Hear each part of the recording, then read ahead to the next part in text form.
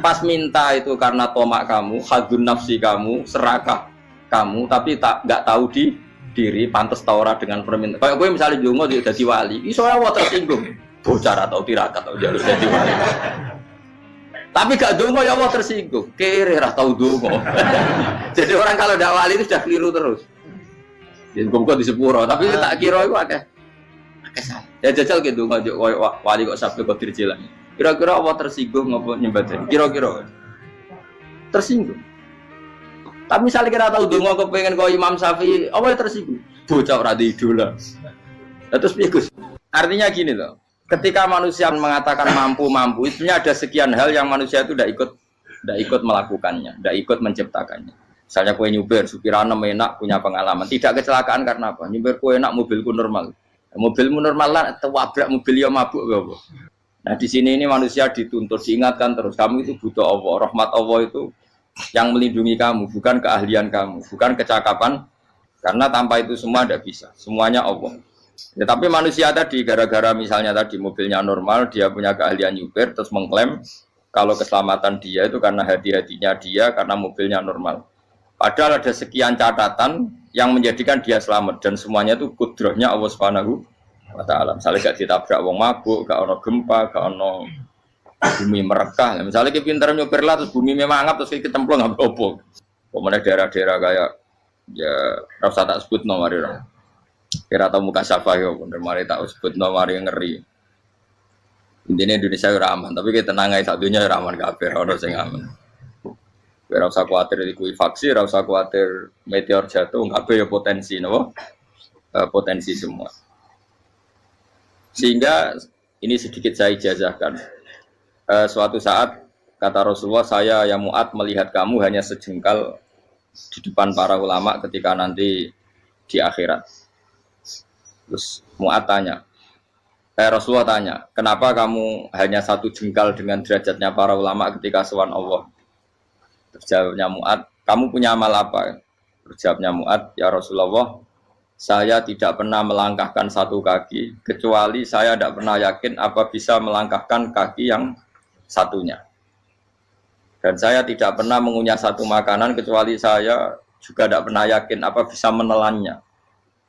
Dan saya tidak pernah bernafas satu nafas kecuali saya tidak yakin apa bisa nafas berikutnya. Saking dia tergantung ta'aluk semuanya sama kudrahnya Allah Subhanahu wa Ta'ala. Kalau kita ini kan sok. Kalau makanan sudah di depannya kayak pasti bisa makan. Kalau dia sudah sehat jalan seakan-akan pasti bisa meneruskan. Padahal 0, sekian detik gue melaku dihantam mobil ya selesai. Misalnya stroke ya selesai, tidak bisa jalan.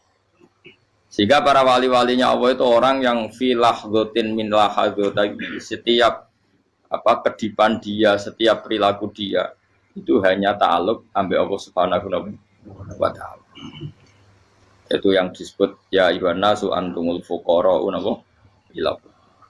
Nah kemudian resiko makom ini ya semua makom tak ada resikonya. Resiko makom ini itu biasanya dia lupa doa. Kenapa lupa doa? Karena doa itu terdefinisikan. Tak wari ilmu hakik harus rungokno wis ra paham lah tak ulang no. Ya resiko ilmu saya ingatkannya. Ilmu itu kan ada dua. Ada ilmu yang karena didefinisikan. Dan itu akhirnya menjadi masalah. Sebenarnya ilmu itu tidak perlu definisi. Kedua ilmu yang kita rasakan. Misalnya gini, kalau sama saya tanya, kamu pernah nggak minta jadi punya uang banyak? Nggak tanya, pernah nggak minta?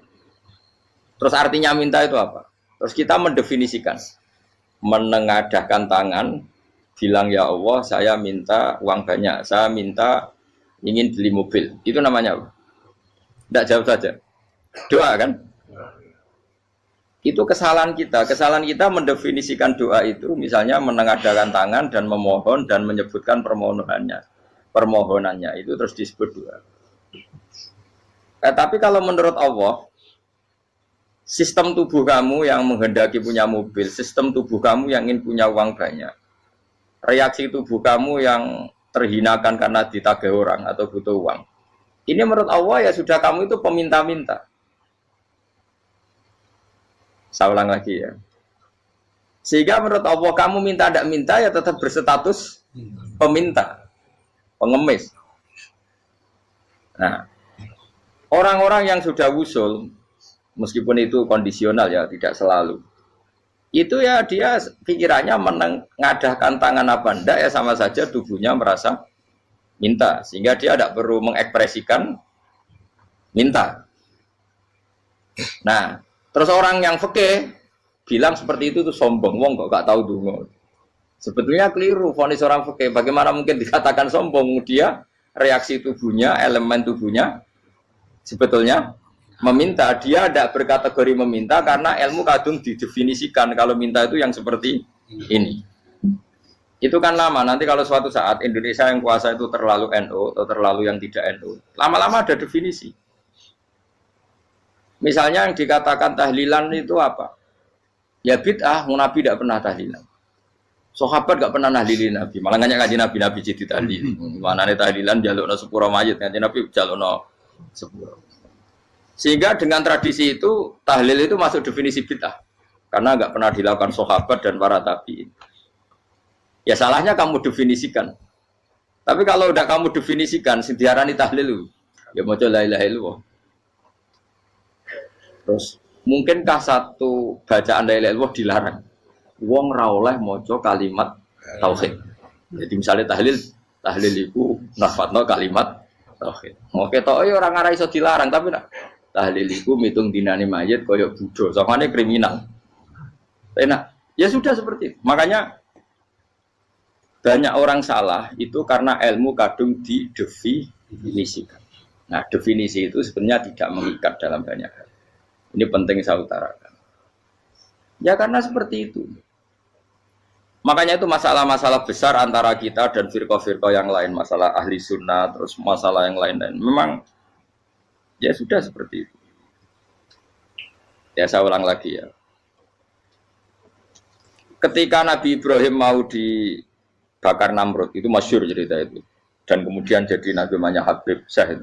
Habib Syahid itu sebetulnya hanya ngutip Habib Abdul Haddad. Jadi syair itu sebenarnya ada di Diwanul Haddad. Apa? Diwanul Haddad. Diwanul Haddad itu syair-syair Abdul Haddad ketika beliau usul, beliau mukasyafah. Terus bagian dinyanyikan Habib Syahid terus jadi populer. Saya ulang lagi ya. Tubuh kita, misalnya kamu lapar, perut kamu kan mereaksi minta makan. Andaikan kamu itu Tuhan, kan kamu tahu bahwa perut kamu itu minta makan. Tanpa kita bilang, ya Allah saya minta makan, Allah tahu kalau reaksi tubuh kamu minta makan.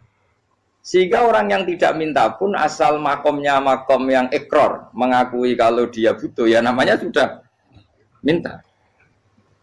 Tapi fikih kadang mendefinisikan sing darane minta itu misalnya madhep kiblat terus menengadakan tadi dan sebagainya. Ya sudah kita sebagai orang pengikut ya yang ikuti fikih, yang ikuti tasawuf sebetulnya itu definisi yang sepihak. Sehingga ketika Nabi Ibrahim mau dibakar Namrud, masyhur itu cerita itu. Beberapa hari mungkin bulan-bulan orang disuruh Namrud cari kayu sebanyak-banyaknya. Ketika kayu sudah terkumpul mungkin satu lapangan, Ibrahim mau dibakar.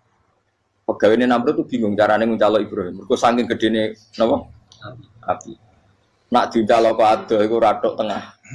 Nak diparekno iku kepanasan. Masyhur. Terus setan zaman itu orang akeh dadi setan tenan. Saya kan duplikate sakeh dadi setan ra tau muncul.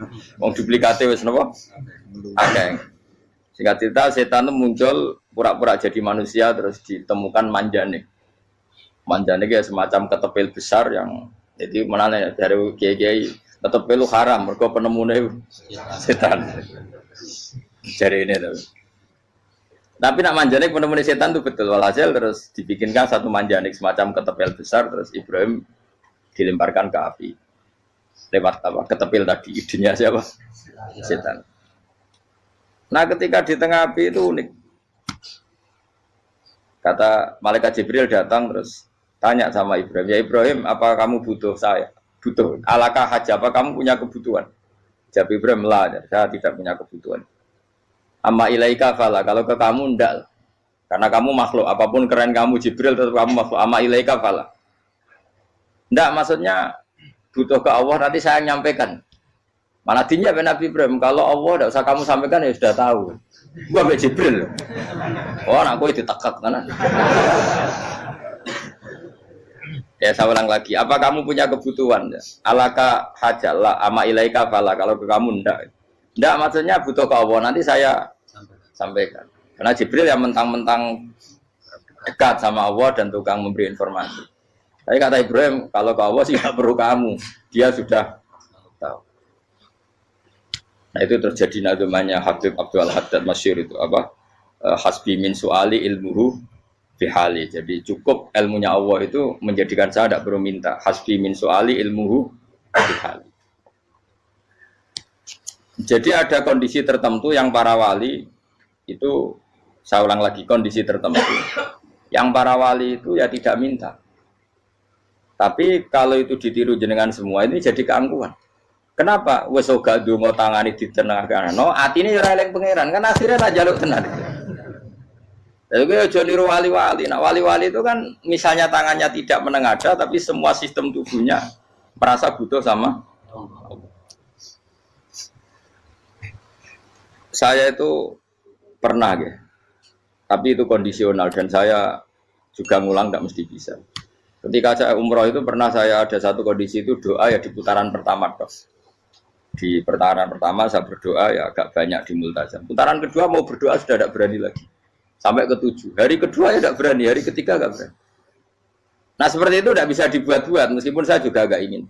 Tapi ya pas itu ya nggak bisa. Gara-gara itu korban kitab hikam, ya kitab hikam yang terkenal. Kitab hikam itu pernah cerita gini. Rubbama dallahum al-adab ala tarkit tolak.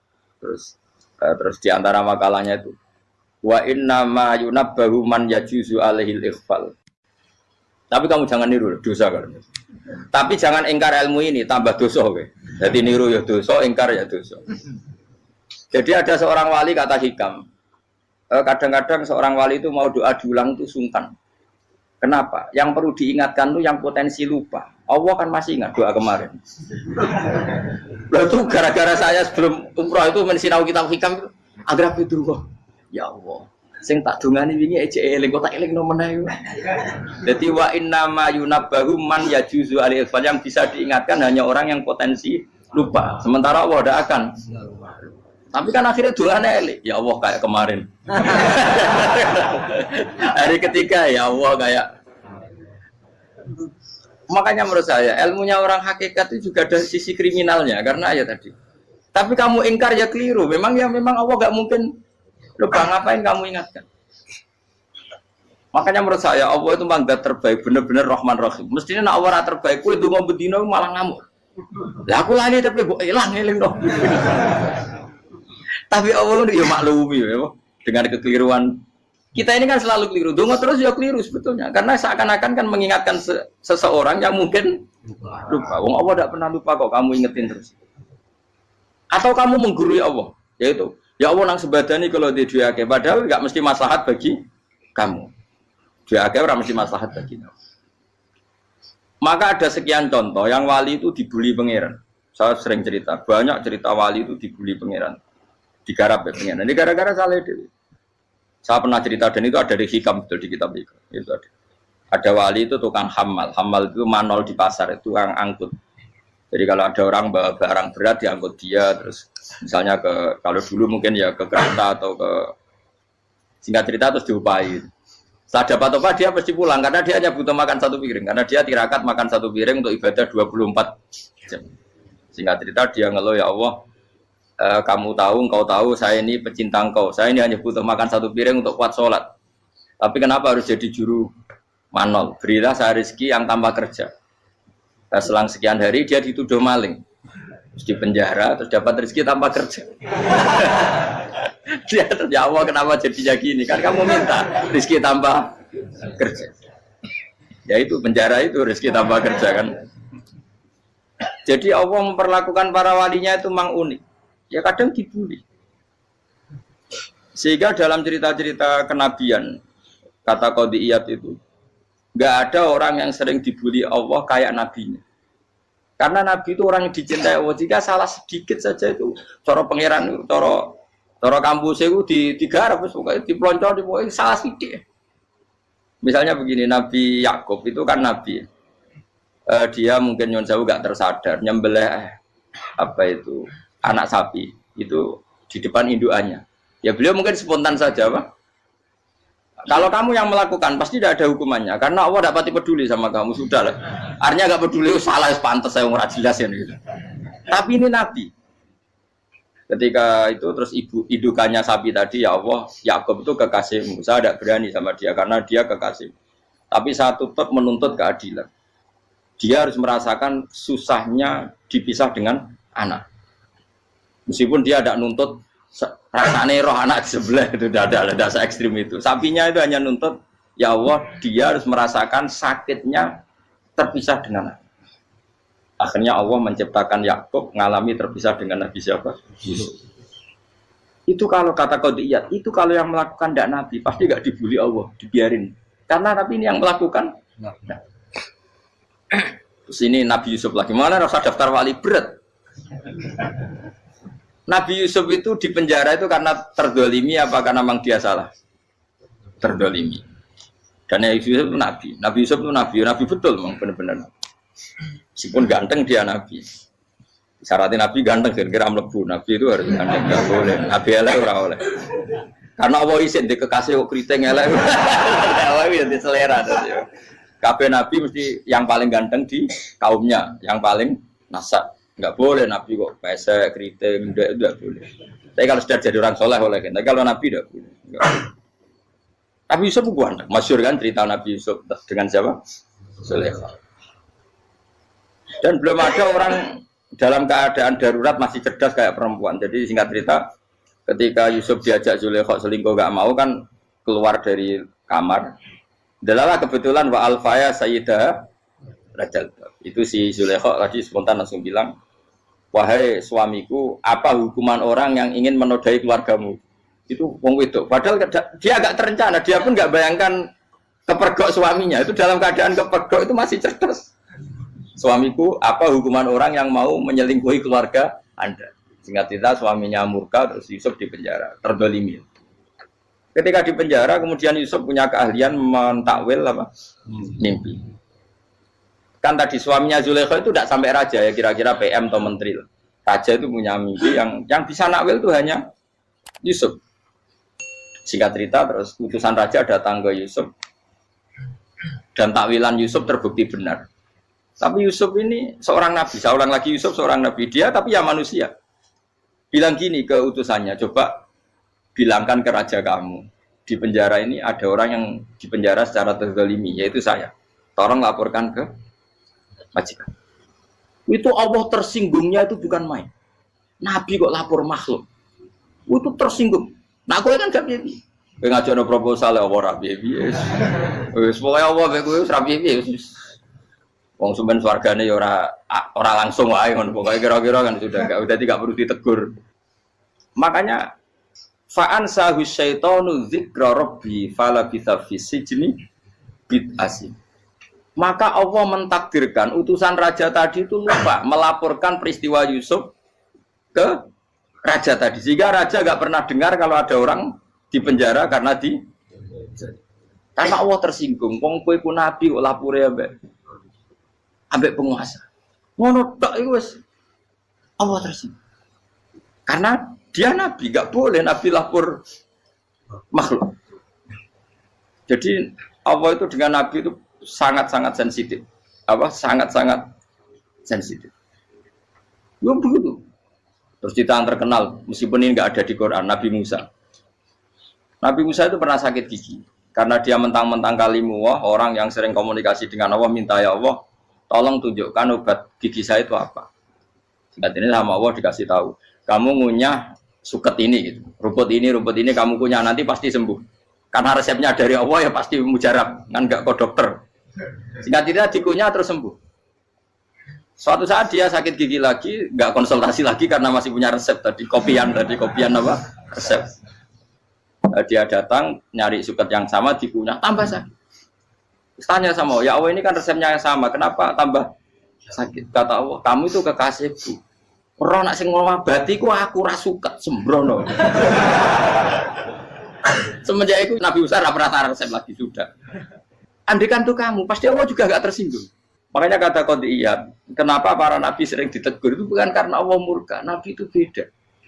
Jadi kesalahan kecil atau apa-apa yang menurut kita ada salah itu untuk nabi salah. Makanya di ahli sunnah ada kaidah apa?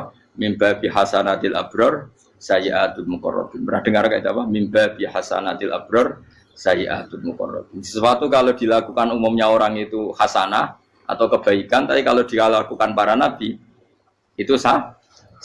Karena apa ya? Saking dekatnya dengan Allah. Saya ulang lagi apa? Mimba bihasanatil abror sayyi'atul muqarrabin.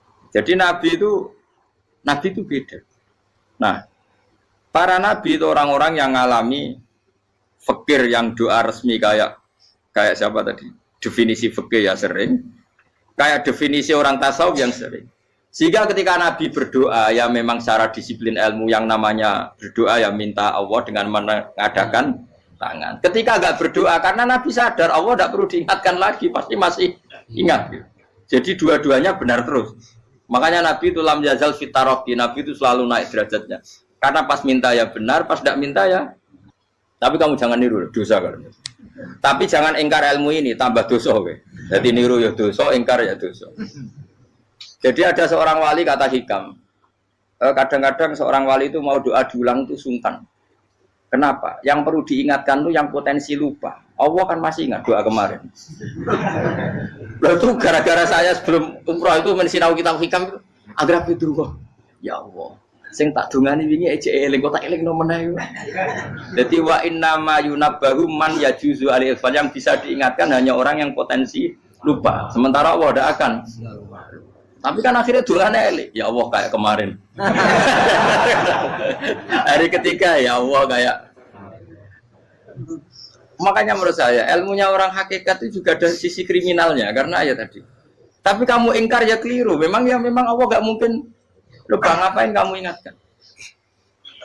Makanya menurut saya Allah itu mandat terbaik, benar-benar Rahman Rahim. Mestinya nak Allah terbaik, kowe donga bedina malah ngamuk.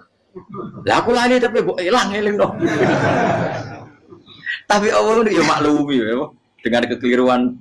Kita ini kan selalu keliru. Donga terus ya keliru sebetulnya. Karena seakan-akan kan mengingatkan seseorang yang mungkin lupa. Wong Allah tidak pernah lupa kok, kamu ingetin terus. Atau kamu menggurui Allah, yaitu ya Allah nang sebadani kalau di duake, padahal enggak mesti maslahat bagi kamu. Duake ora mesti maslahat bagi kamu. Kalau kamu turun terus, pas minta itu karena tomak kamu, hadun nafsi kamu, serakah kamu, tapi enggak tahu diri, pantas taura dengan permintaan. Kayak gue misalnya jongo jadi wali, iso Allah tersinggung, bocah atau tirakat atau harus jadi wali. Tapi gak dongo ya Allah tersinggung, kere ra tau dongo. Jadi orang kalau ndak wali itu sudah keliru terus. Ya muga di sepuro, tapi tak kira itu akeh salah. Ya jajal ke dongo wali kok sabtu kok dirjelang. Kira-kira Allah tersinggung ngopo nyembadani? Kira-kira tersinggung. Tapi misalnya kira tahu dongo kepengen kau Imam Syafi'i, Allah tersinggung. Bocah ora di idola. Terus piye Gus? Piye kadung salah biasa wis. Wis bakat salah no. Bakat salah. Ini sedungane sing gampang ae sing mesti bener. Rabbana dzalamna anfusana wa lam taghfir lana wa tarhamna lanakunanna minal khasirin. Saya pernah punya kitab dan kitab itu menurut saya luar biasa. Bahkan ketika adu buli itu, adu cara mahasiswa itu kayak pelonconan itu. Nabi sama Nabi pangeran itu, dan itu sekali yang satu salah melakukan disiplin ilmu, pangeran itu degradasi. Dan Allah memang mengancam gitu. Kalau kamu melanggar ini, la biton namin diwanin nubuah. Nanti la amkuan namin diwanin nubuah. Kamu saya hapus dari buku kenabian. Tes-tesannya ya lucu. Biasanya begini. Kata Nabi Musa kan ditanya. Ketika dia khutbah ditanya orang. Siapa orang paling alim ya Nabi Allah? Sekarang orang paling alim itu siapa? Nabi Musa jawab, saya kan. Ya itu Allah tersinggung karena wong kok mletene ngono. Tapi andai kan Nabi Musa kok jawab Fauzi, itu salah, tambah salah meneh. Atau enggak Ruhen, malah salah meneh. Tapi jawab Musa ya salah. Saya Gusti, saya kan. Orang paling alim siapa? Saya. Allah memperingatkan Musa, ada seseorang yang lebih alim ketimbang kamu. Coba kamu harus ketemu dia. Ketemu singkat cerita ketemu Nabi siapa? Khidir. Terus dalam 3 sesi ini, 3 babak ini buli-bulian. Nabi Khidir itu dalam 3 babak ini selalu kelihatan salah. Di antaranya adalah cara sekarang ya mungkin di gonjak sepeda motor atau perahu kalau dulu yang menggratisi dia numpangi sepeda motor malah spionnya dicopot gitu. Spionnya dicopot, dirusak. Tapi Musa kan sudah digratisin malah rusak yang motornya yang apa? Menggratisin. Nabi Khidir masih tenang. Kamu tidak paham. Ya, Nabi Khidir mesti tidak kamu tidak paham. Itu kata syurrahul hadis termasuk Ibnu Hajar al-Asqalani bilang ini. Setelah itu kedua membunuh anak kecil. Musa tambah marah. Anak yang belum punya dosa kok kamu sampai 3 kali ada 3 peristiwa. Itu kata syurrahul hadis. Andai kan Musa kok diam tidak protes, maka dia akan disalahkan Allah. Karena dia berarti membiarkan kemungkaran di depan matanya tanpa reaksi. Jadi sebetulnya ketika Musa berontak itu Nabi Khidir, Nabi tenan gitu. Jadi itu kan unik. Tapi berontak yo disalahno. Dadi angel sandi tes-tesan dadi nabi ku yo angel. Misalnya kok Nabi Musa itu kayak model santri Jawa Timur. Nabi Khidir salah, nggih nderek mawon. Ya ora nabi jero barang mungkar. Menengae. Berarti yo nabi goblok ngono kira-kira. Makanya memang Musa harus konsisten seperti itu, harus demo terus. Kayak saya misalnya sebagai kiai fikih, kiai ya harus seperti ini cara mulang saya. Enggak boleh saya misalnya terus anut mulang terus tawadu semeneng itu ora karu-karuan. Jadi andekan Musa kok tidak protes itu malah salah. Ya memang harus. Dan itu Nabi Khidir Nabi tenang. Makanya Nabi Khidir akhirnya respect. Tidak ada hati sebaik Abu Musa. Risi itu gak nyaman ketika melihat kemungkaran. Jadi itu sebenarnya poin. Tapi lucunya Nabi Khidir ya nyalan. Takkan dari rasa kok amen takok. Kami harus disalah no. Ya aku cari Nabi Musa. Ya jajal, gawe peristiwa meneh aku tak sabar rata kok. Bareng. Kon jajal neh. Bareng dijajal ya protes meneh. Bareng protes meneh, tinggal 1 kali kesempatan. Kowe takok meneh wis ora dadi muridku. Dikasih kesempatan lagi ya protes meneh dek numpat. Tapi itu justru itu menjadi kelebihannya Nabi Musa karena syarat seorang nabi adalah al-musara'ah ila ingkaril munkar kata Ibnu Hajar al-Asqalani. Syarat seorang nabi adalah secepat ngingkari sesuatu yang mungkar. Enggak boleh. Ya toh kan misalnya kita jadi murid terus gurumu itu gandeng artis atau gandeng penyanyi dangdut. Nggih nderek mawon. Jadi guru bener goblok. Tapi kowe ngloroi guru tersinggung. Ora roh hikmah iku. Kan bingung no. De guru ini kok bingung no. Dale ke de guru jadab dorong Jawa Timur apa? Gurumu gandeng penyanyi dangdut. Reaksimu piye? Jek takok. Ayo loh, nak elek kan gak iri. Biasanya nak elek itu ra iri. Sekarangmu Pak. Sing ayu, sing potensi iri. Kira-kira reaksi kamu itu milih derek mawon apa berontak? Gue nak gurumu wong alim mesti nak pas meneng muridku goblok gak sensitif. Roh barang mungkar dilakukan di depannya kok tidak reaksi, tidak protes, gebet tenan. Tapi lucunya guru mau nak protes ya, gak duwe akhlak gitu. Guru lagi senengnya kok ora oleh. Nah Nabi itu kan buli-bulian. Jadi Nabi Khidir dengan Nabi Musa itu tepat-tepat. Karena 2 orang ini sama-sama kekasih Allah. Itu Nabi Musa justru barokahnya itu dia tidak pernah kelasmennya di bawah Nabi Khidir. Semua ulama sepakat kelasmennya Musa tetap di atas Nabi Khidir.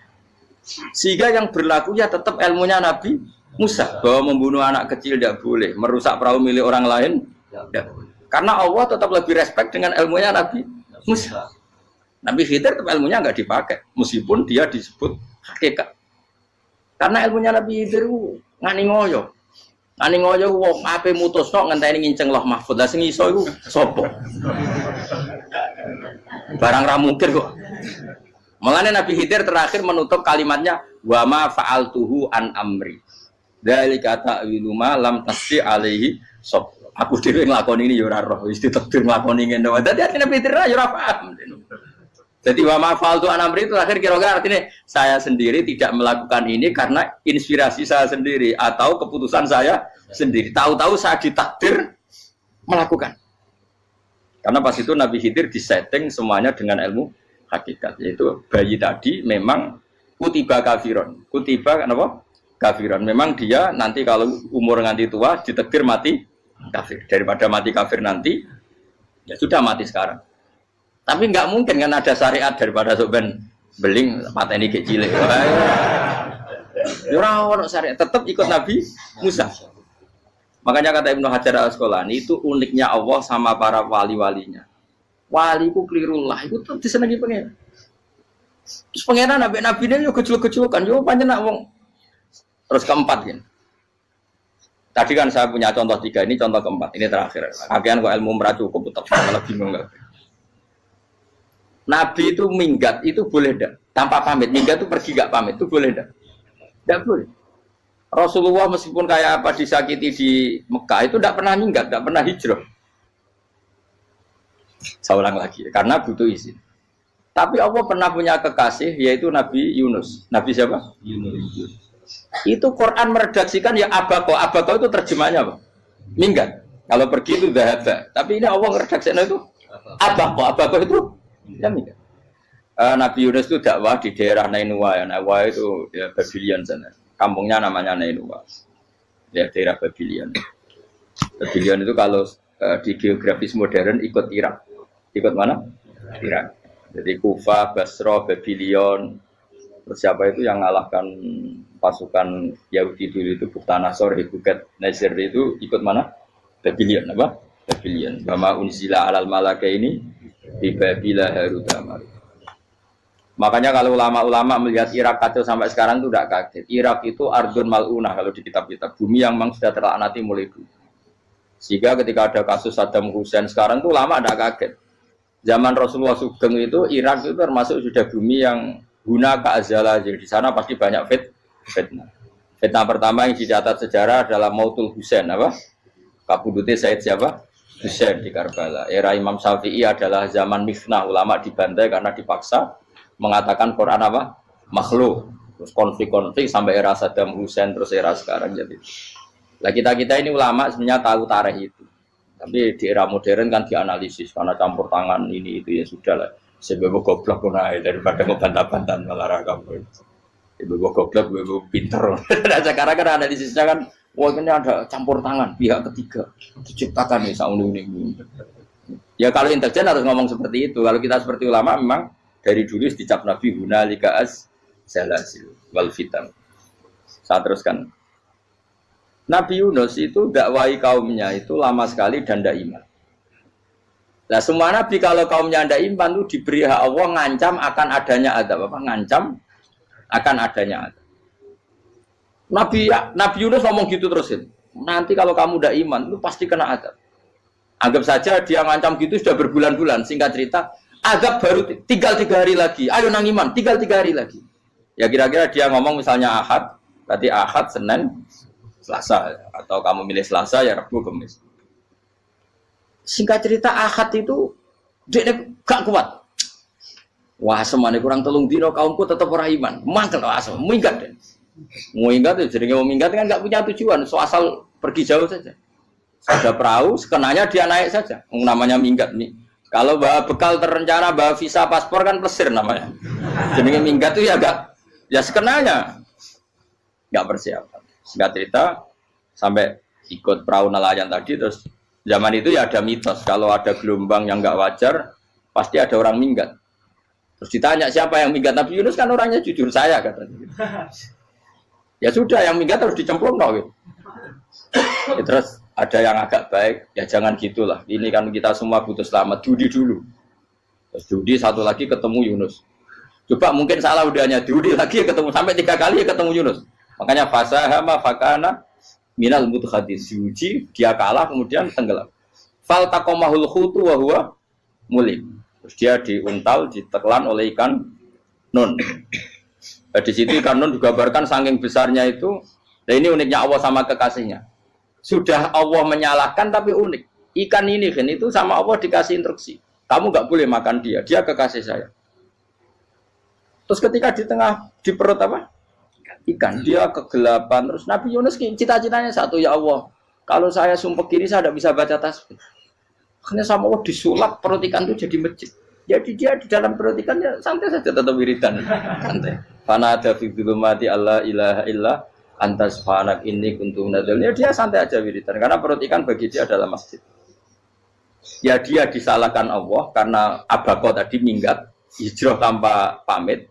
Tapi juga dibela-belain Allah ikan tadi tidak boleh nelan. Ini perlakuan Allah sama orang yang bikin. Tapi karena dia Nabi uniknya apa? Dino Ahad itu kaumnya do nginceng ngomel Nabi Yunus. Rame-rame nginceng. Lucunya cara nginceng gini. Nak Yunus ning omah berarti bodoh nih. Wong ngomel ana adab kok dene tengok. Buareng dinceng Nabi Yunus tuh gak ada. Oh tenan ana adab. Mulane wonge rawani ning omah. Itu uniknya pangeran. Jadi umpama dekne ra minggat ya salah. Umpama dekne ora minggat berarti kaumnya jare apa ana adab ana gempa bumi likui faksi kok dekne ning omah. Lah nek ana tenan ra mlayu, nyatane gak mlayu. Jadi mbak Allah didesain minggat. Tapi nek minggat disalahno Nabi yo ora pamit. Makanya masyhur saya itu punya kitab karangannya Habib Alim Alama, babanya Habib Anis, Habib Ali bin Husain yang ngarang apa? Ali bin Muhammad bin Husain karang yang disebut duror itu. Itu diantara doanya gini.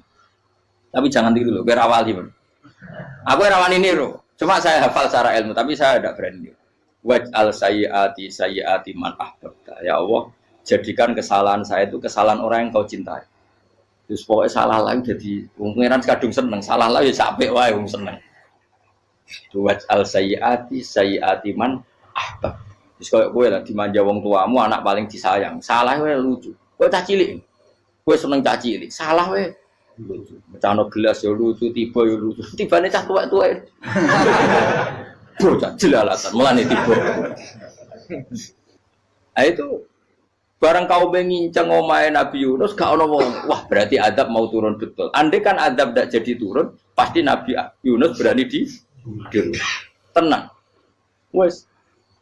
Barang mulai malam Kamis, adab itu sudah kelihatan. Ada puting beliung, ada apa, sudah jelas pasti ada adab.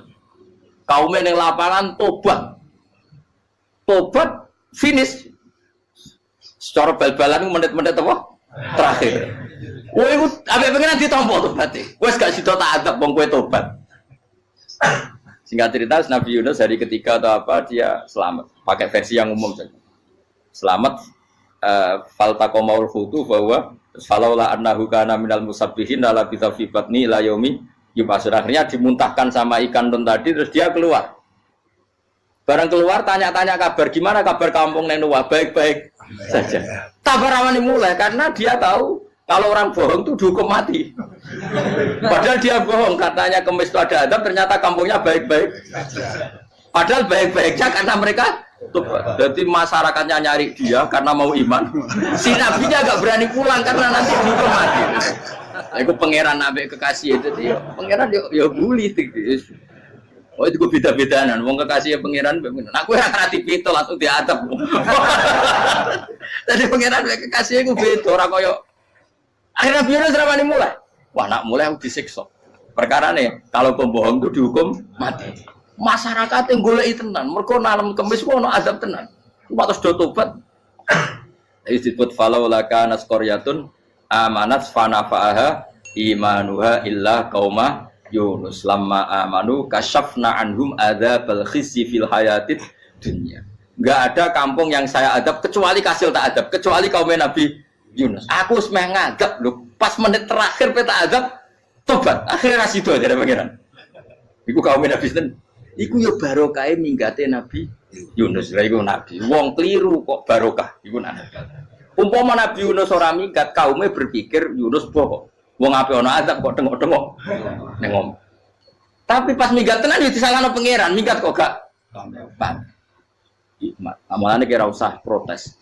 Wali itu beda, kekasih pangeran itu sama dengan sing dialami Rasulullah sallallahu alaihi wasallam ning Sulhul Hudaybiyah. Semua perjanjian itu salah secara hukum fikih. Bukan salah lagi, sangat salah cara ukuran fikih. Sehingga semua sahabat itu protes kecuali Abu Bakar As-Siddiq. Cuma semuanya ngomong Umar, tapi semua sahabat aslinya ya. Mencoba di antara perjanjian gini. Pertama kan, biar sampean enggak terlalu jadi teroris, enggak terlalu jadi ekstremis. Memang Ya usah jadi teroris, ya usah terlalu jadi teroris. Semua itu mungkin, Kang. Ning dunia semuanya mungkin. Singkat cerita Nabi itu sudah di Hudaybiyah. Hudaybiyah dengan Mekah kan tinggal sekitar paling 40 kilo. Saya pernah itikaf di masjid yang pernah dipakai Hudaybiyah. Kan sekarang jadi mikot ya. Termasuk mikot umroh di Mekah kan apa? Hudaybiyah kan mikot di yang terkenal kan apa? Jirona, Tanim, Hudaybiyah. Itu perjanjiannya tuh gini. Perwakilan dari Quraisy namanya Suhail bin Amr, siapa? Suhail bin Amr. Perjanjiannya gini, Muhammad kamu tidak boleh masuk Mekah. Kamu boleh masuk Mekah itu tahun depan. Padahal Nabi sudah bilang ke para sahabatnya, ayo kita umroh. Dan diberi hak umroh. Tapi setelah sekitar 40 kilo masuk Mekah, dicegat sama orang kafir Quraisy. Lah, Nabi sakit tenan. Nabi kadung mentafsir, memberi berita gembira, saya mimpi, kalian masuk tanah haram, amini namu khalikin, aman semua. Semuanya bercukur gundul atau mencetak rambut. Pokoknya, terus kata sahabat senang sekali karena mimpi Rasulullah tidak pernah apa? Tidak pernah salah. Bareng di situ, di antara perjanjiannya, hadza ma kataba ali Muhammad Rasulullah. Ini perjanjian yang ditulis Muhammad Rasulullah. Kata Suhail, hapus kata Muhammad Rasulullah. Kalau saya tahu kamu Rasulullah, tidak saya perangi. Tulis Muhammad bin Abdullah. Kata Rasulullah, ya Ali, hapus tulisan Muhammad Rasulullah. Kata Ali, tidak saya akan menghapus setelah Muhammad Rasulullah. Tapi Nabi unik. Hapus gak popoli, masih aku hapus aku tetap Rasulullah. Mau tulisan wae. Jadi Nabi ya rileks saja. Tapi Ali katanya, fa wa ma ana bimakhihi abadan. Saya tidak akan menghapus tulisan itu selamanya. Kata Nabi, kowe nek ora gelem hapus, tanganku didono, aku sing hapus. Nabi kan umi tidak bisa baca terus. Tangannya Nabi sendiri yang dilewatkan Ali ke tulisan itu sehingga terhapus. Nabi ya rileks. Wong tulisan wae aku ora ditulis Rasulullah ya tetap Rasulullah. Nabi masih rileks. Terus perjanjian kedua, kalau ada orang kafir Quraisy masuk Islam harus dikembalikan. Karena berarti keluar dari habitat. Tapi kalau sudah Islam kok masuk kafir lagi harus dibiarkan. Karena berarti kembali ke habitat. Nabi bilang, ya nggak masalah. Semua perjanjian itu merugikan Islam. Itu secara fikih pasti salah. Akhirnya Umar itu protesnya keras sekali. Ya Rasulullah, apa engkau masih Nabi? Utakai sengak. Apa engkau masih Nabi? Dan Nabi siapa santai bala ya saya masih Nabi. Tapi kenapa kamu hinakan kita dan memberikan kehormatan pada orang-orang kafir itu? Jawabnya kan Nabi lucu. Ya agama itu kayak pangeran. Masih aku perjanjian yang ngono kok pangeran sing angkat agama iki tenang wae. Kan Nabi ku perjanjian mek manusa gampang. Jadi Nabi itu saking imannya Allah tetap yu'izzu hadaddin. Allah pasti memuliakan ini agama. Apapun perjanjian yang diciptakan manusia. Makanya bapak saya, Mbah Mun, guru saya itu ngaram-ngaram tenan mikir Islam. Islam mbok pikir haram, ono sing duwe. Ben ngono. Dunia rusak kok apa ben. Tetep Islam itu mulya. Rasa mbok pikir wis keliru-keliru lah perjanjian dunia keliru lah. Lo coba Uni Soviet kayak apa hegemoninya? Kayak apa kuatnya Uni Soviet? 100 tahun mengkooptasi Uzbek, Tajikistan dan tapi apa bisa menghilangkan keimannya orang Uzbek Ceknya? Ketika Uni Soviet bubar langsung malah negara-negara itu jadi persemakmuran yang negara apa? Indonesia kayak apa? Dikooptasi PKI, dijajah Londo 350. Mbah Soleh Darat alim zaman Londo, buyut-buyutku alim zaman Londo. Iku semondok Mekah ya alim. Zaman PKI akeh wong alim. Saiki ayo, zaman Islam Nusantara apa ono sing alim koyo. Kudu Islam menarik zaman wis di regani negara, zaman rung dinegani negara iku wis mul. Karena ini agama milik Allah. Punya ketahanan yang luar biasa. Sebenarnya dari Nabi tentang kayak perjanjian salah lamar. Gak apa-apa. Inna wa ta'ala a'azza hadati. Inna wa ta'ala la yudhi'u dinahu wa la yudhi'u. Pokoknya pangeran bakal ngembar agamanya orang masalah perjanjian keliru lah. Perjanjian ketiga itu semuanya merugikan Islam. Tapi apa kata Abu Bakar ketika protes Nabi gak dijawab, datang ke Abu Bakar. Menurut kamu gimana? Jawab Abu Bakar lucu. Makanya ini menunjukkan makanya kenapa ahli sunnah berkeyakinan Abdul Sahabat itu siapa? Abu Bakar. Jawab Abu Bakar. Wes samar, perjanjiannya keliru lah, wes keliru lah. Kayak gremeng-gremeng santai gremeng. Tapi la tadkhul bainahu wa baina habib. Kamu jangan masuk wilayah itu hubungannya orang yang terkasih sama kekasihnya. Wes gak masuk akal lah, semuanya menengah. Ya sehingga ya sudah Allah punya. Ternyata nah perjanjian keempat ini yang agak Nabi hanya minta gini dok. Itu saya turuti semua, tapi saya minta satu hal kata Nabi. Bolehkan diskusi tentang Islam terbuka. Makanya diskusi terbuka itu baru kata Nabi. Jangan larang orang mendiskusikan Islam. Itu dok mintanya. Oke dari Suwel, diskusi wae pikirannya Suwel kan, diskusi wae. Enggak masuk Islam, diskusi. Jangan larang orang yang membicarakan Islam secara terbuka. Ada kata terbuka. Dari Suwel, oke enggak masalah. Itu dok, yang itu pun enggak jelas menguntungkan Islam apa? Enggak. Akhirnya apa yang terjadi? Darun Nadwa, tempat-tempat pertemuan, cara sakniki gerdu, gedung parlemen. Semuanya itu diskusi. Sajane Muhammad itu sapa? Konsep Islam itu. Dan semua yang cerdas juga. Sajane ya bener Muhammad. Nyembah watu ya pancen giyoblok tenan. Wah, ini goblok tenan watu kok di. Terus nak Yahudi. Yahudi ora bener pisan, Nasrani ora bener pangeran atau. Wah, diskusi. Suwe-suwe hasil diskusi sepakat. Pancen dia tetap bener Muhammad. Tetap bener Muhammad. Akhirnya hasil diskusi itu akhirnya mereka membatalkan perjanjiannya sendiri. Perkara ini baru kayak apa? Malah Nabi ketika Bali di Medina, Umar sempat protes yang dalam.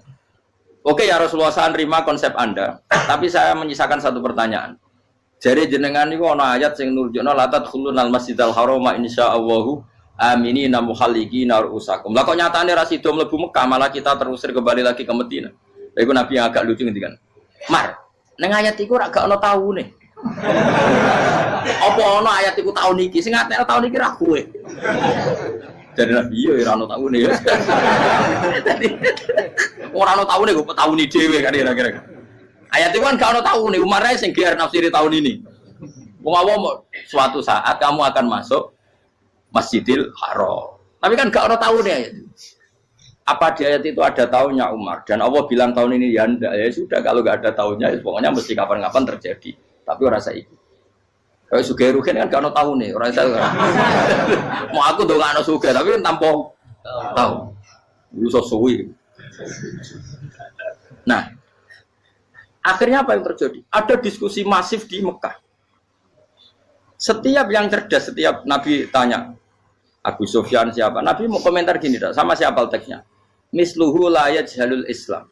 Kalau Islam sudah didiskusikan, otak secerdas Ikrimah bin Abi Jahal, secerdas pasti tidak bodoh tentang Islam. Maknanya pasti akal yang waras memilih Islam. Wah, akhirnya Islam jadi masif.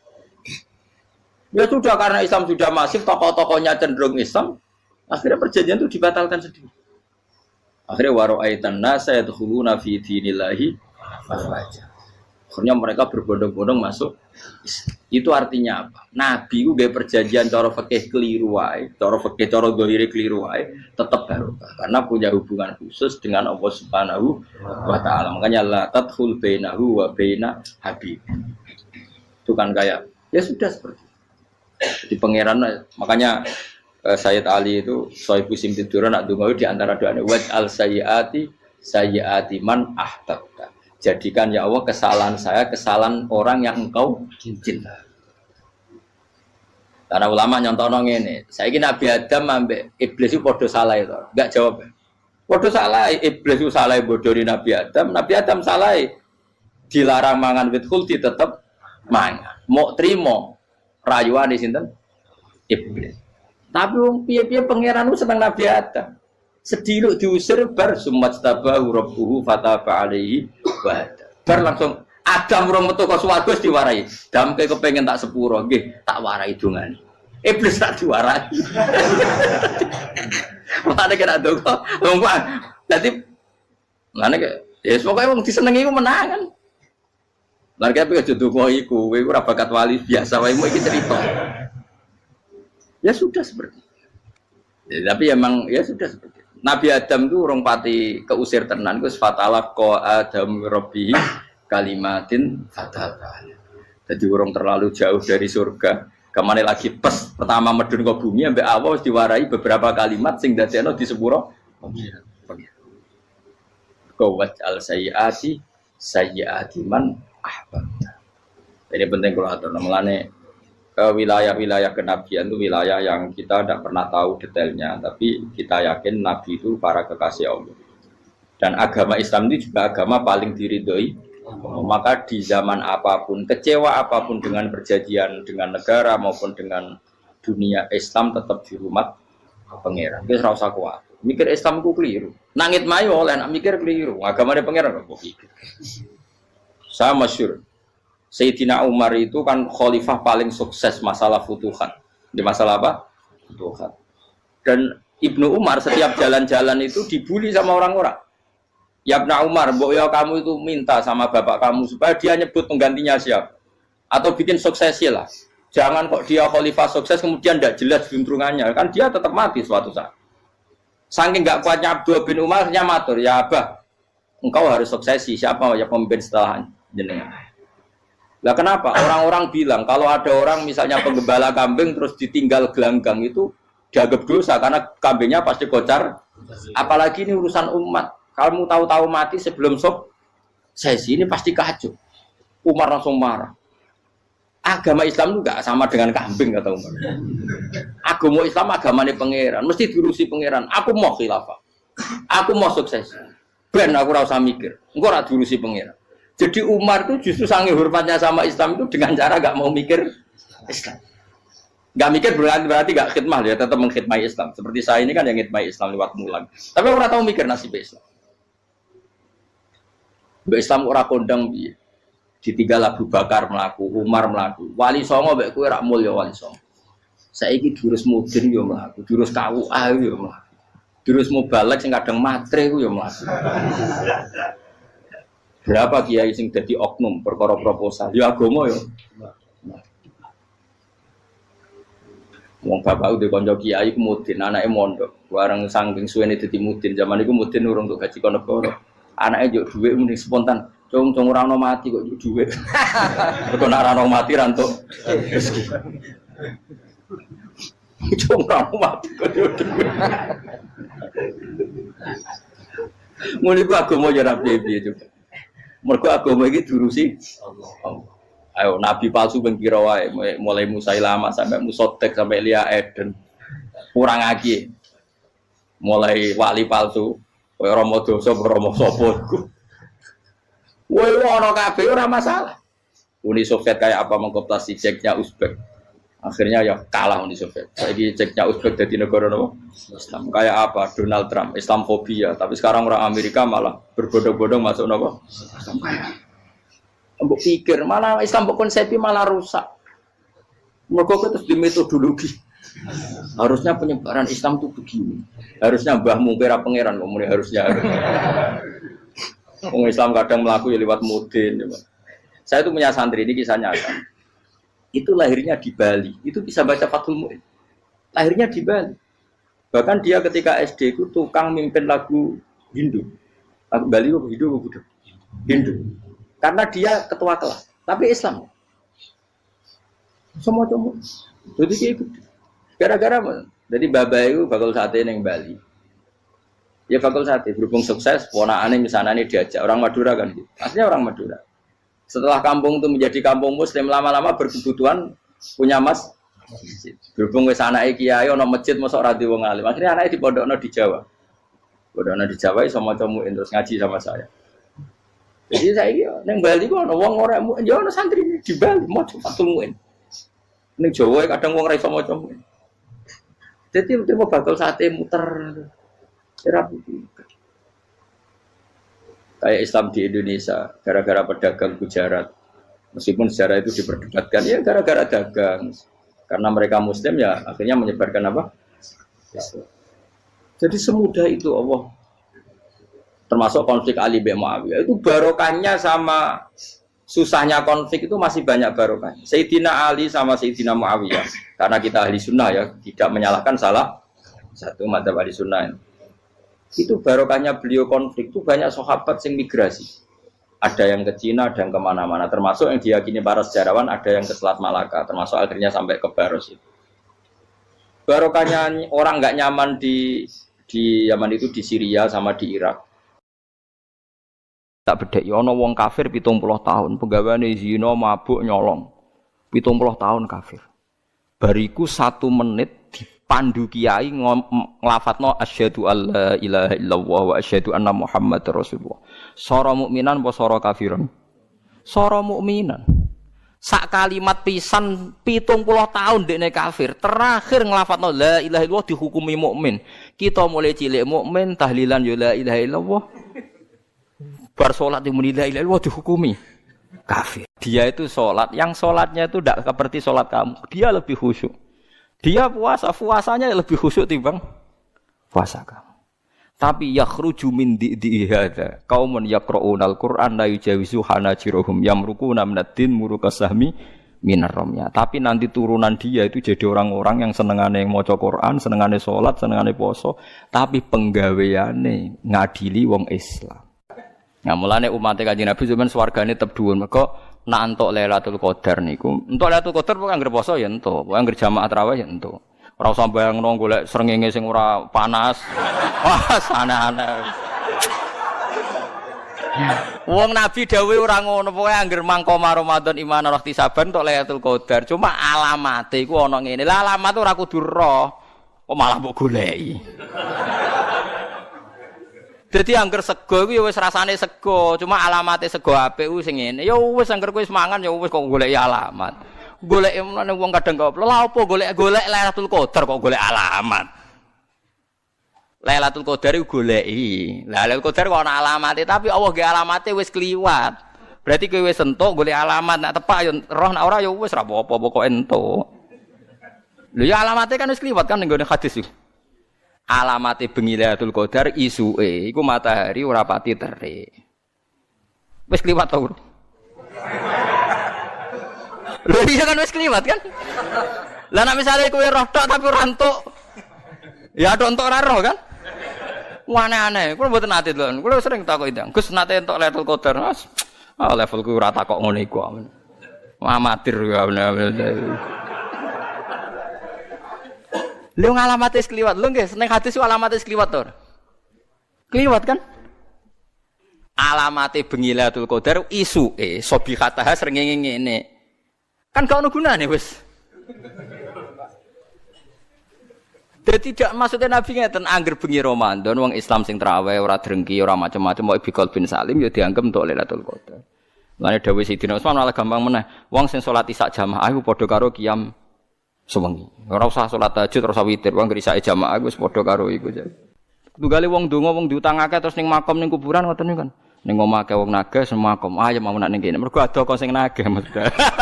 Dadi apa iku pirsa lha repote apa iku pirsa tenan ta ora iku.